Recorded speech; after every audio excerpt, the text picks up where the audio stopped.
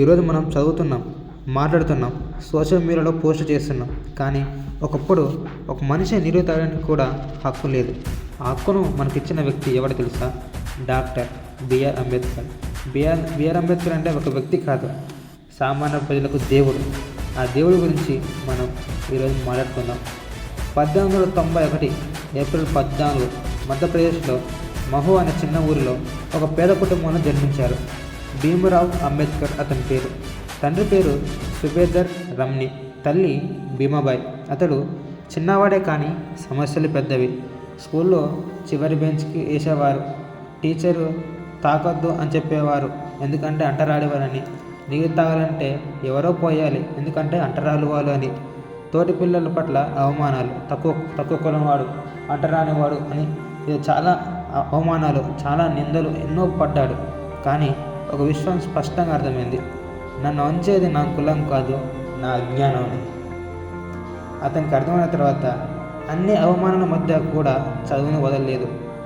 బొంబాయి యూనివర్సిటీలో, కొలంబియా యూనివర్సిటీలో, London school of ఎకనామిక్స్లో ప్రపంచంలో ఆశ్చర్యపోయింది. అనేకమైన స్కూళ్ళు, అనేకమైన యూనివర్సిటీస్ చదివి భారతదేశంలో ఒక దిగ్గజ వ్యక్తిగా మారాడు డాక్టర్ బిఆర్ అంబేద్కర్ సార్. కానీ భారతదేశం ఇంకా అంగీకరించలేదు, ఎందుకంటే తక్కువ కలవాడు అని, అంటరాడువాడు అని.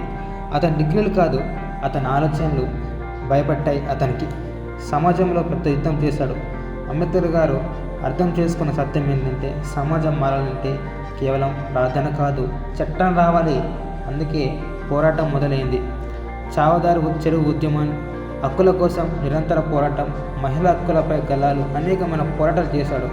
ఆయన మాటలు చాలామందికి నచ్చలేదు, కానీ నిజం కావడం ఆపలేకపోయారు.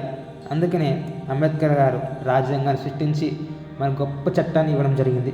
1947 తర్వాత భారతదేశానికి అవసరమైన బలమైన రాజ్యాంగం వచ్చింది.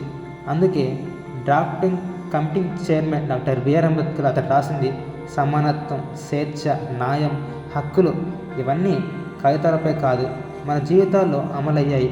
ఈరోజు మనం మాట్లాడుతున్నాం, చదువుతున్నాం, ఓటు వేస్తున్నాం. ఇవన్నీ ఆయన కళల ఫలితాలే. ఎంత చేసినా సమాజం పూర్తిగా మారలేదు. అందుకే చివరికి ఒక నిర్ణయం, నేను హిందువుగా పుట్టాను కానీ హిందువుగా చనిపోనన్నాడు. 1956లో బౌద్ధ ధర్మాన్ని స్వీకరించారు. లక్షల మందికి కొత్త దారి చూపించారు. ఈ రోజుల్లో యువతలో అంబేద్కర్ చెప్పే మాట ఏంటంటే, కేవలం స్టేటస్ పట్టడం కాదు, కేవలం జాతీయ రోజున గుర్తు చేయడం కాదు, చదువు, ప్రశ్నించు, అన్యాయాన్ని అంగీకరించకు. అంబేద్కర్ అంటే ఆలోచన, పోరాటం, విజ్ఞానం, ఇవన్నీ చాలా మంది చెప్పారు. ఈరోజు ప్రతి ఒక్క వ్యక్తి కూడా మరి తక్కువ కులాల వారు, ఎక్కువ కులాల వారు, ఇవన్నీ కూడా చాలా హక్కులు కల్పించాడు మన అంబేద్కర్ గారు. మనకు అనుకూల విధంగా చెప్పించాడు. మరి అంబేద్కర్ అంటే విగ్రహం కాదు, అంబేద్కర్ అంటే ఒక రెవల్యూషన్.